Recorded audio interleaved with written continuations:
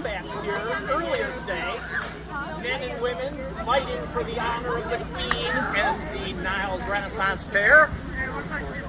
You're not going to see any fights here. I don't work with swords, I work with words.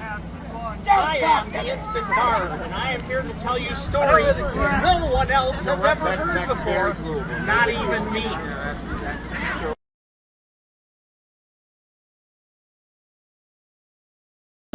But right now, I owe these folks a story, and we don't know what it is. You're going to have to help me figure it out. You, sir, have you enjoyed the fair so far today?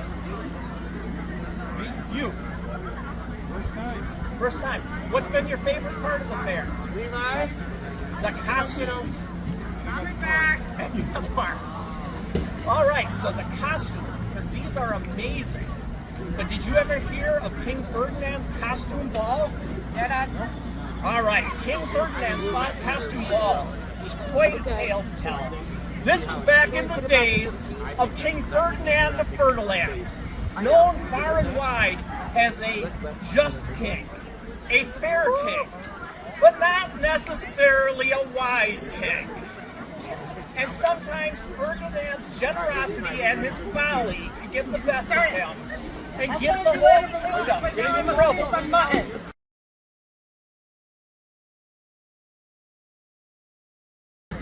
So they let him in. They eyed him carefully, but they let him in.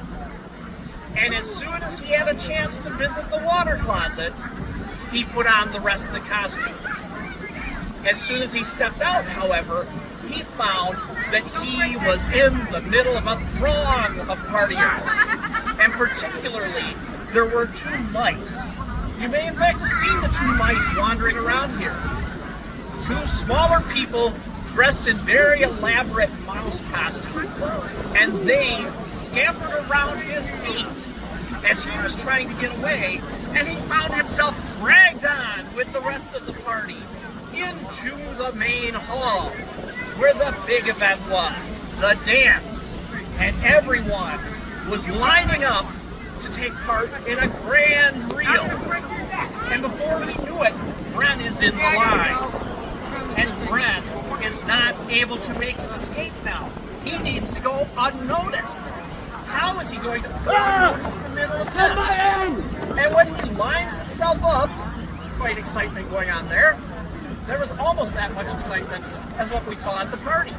When he lines himself up in the reel, and it's his turn to go down the line, his dance partner is Queen Hermia. The Queen Mother at this point, Ferdinand's mother, who has stepped down so that he has ascended the throne. But that time, she was still in her prime. She was still a most elegant lady and a most gracious dancer. And he reluctantly took her hand, and they performed the graceful swaying step down the line. And of course, she is the Queen Mother. There's not a person in the room who's not got eyes upon her, and therefore upon Brent.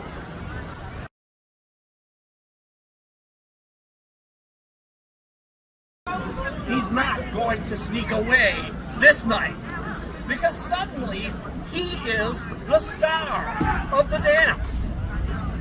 And he's trying. He's looking for excuses. Have to visit the water closet. Have to get some food. Well, that didn't work because people would come up to him with food. So Brent finds himself now caught in the middle of the dance. And he just cannot find his way out. So what do you think he does? Changes disguises. Changes his costume. All right, he's going to change his costume.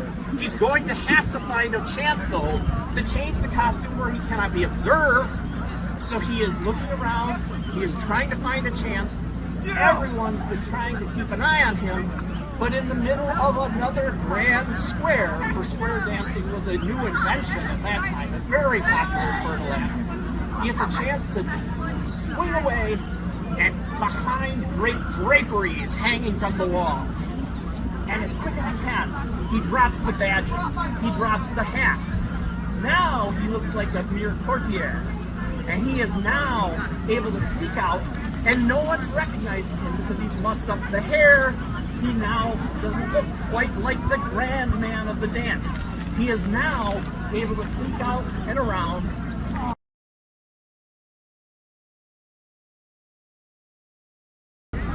And Bren wakes up in the apothecary's chamber on a bed, strapped down because he was starting to have seizures from his allergy. Now he is strapped down, and he is never going to escape from this.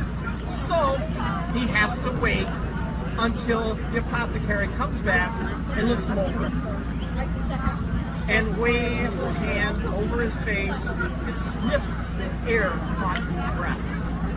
An allergy. For Ferdinand, as old as this was very advanced in the medical arts. They knew what allergies were. And Bren did not, but he didn't want to argue with the apothecary. So he says, yes. Well, you need two things. You need fresh air and this draft.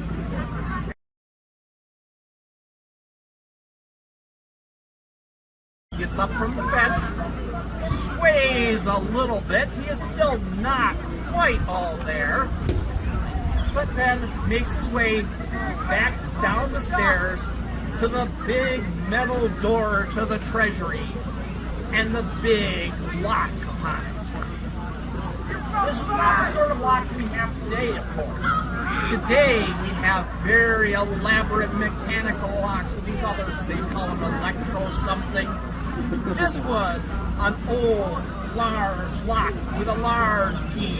Keyhole so big you could stick a finger in. And Bren was an accomplished thief. He knew how to get open that lock, pulling out his dagger, for he never went anywhere without his silver dagger. This was his good luck charm. Stuck it in, twisted, turned, and click! The lock popped open. The door swung open, and Bren snuck inside. I am the Instant Bard, also known as Martin Shoemaker. If Google Gremlin in my pocket cooperated, I will have a recording of this on my website tonight. If it did not, I do have several other free stories. If you would like to get the free stories, I have cards to give out, which have got a magic rune on the back that if you can figure out how to decipher the magic rune, you can get free stories. Now,